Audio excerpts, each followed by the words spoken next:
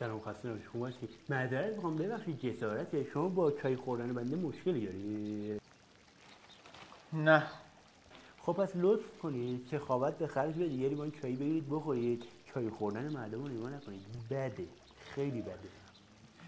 من خواستم خدمتتون بگم که فهمیدم میدونم مشکل کجاست، میدونم.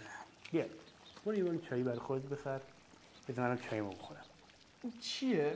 ببین جوون، ببین بابا جان، میدونم بی پولی بد داری، ولی من آدم سخاوتمندیم. حلالت باشه. یا مرد حسابی، بیا پولتو بگیر.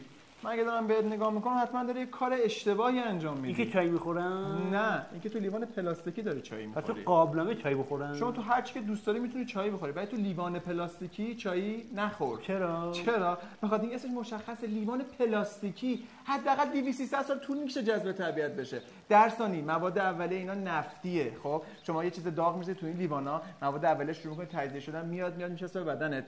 احتمال داره سرطان بگیری. سرطان که بگیری بمیر. جسارت معذرت میخوام ببخشید. میمیرم؟ بله میمیرین. بده، خیلی بده. اینکه میمیری؟ نه خیر، اینکه علت مرگم لیوان پلاستیکی باشه.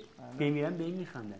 حالا چیکار باید کرد؟ خب شما میتونید از یه سری لیوان استفاده بکنی. خب که پایش گیاهیه، طبیعیه، هم راحت جذب طبیعت میشه. خب و حداقلش اینه که واسه سرطان زام نیست.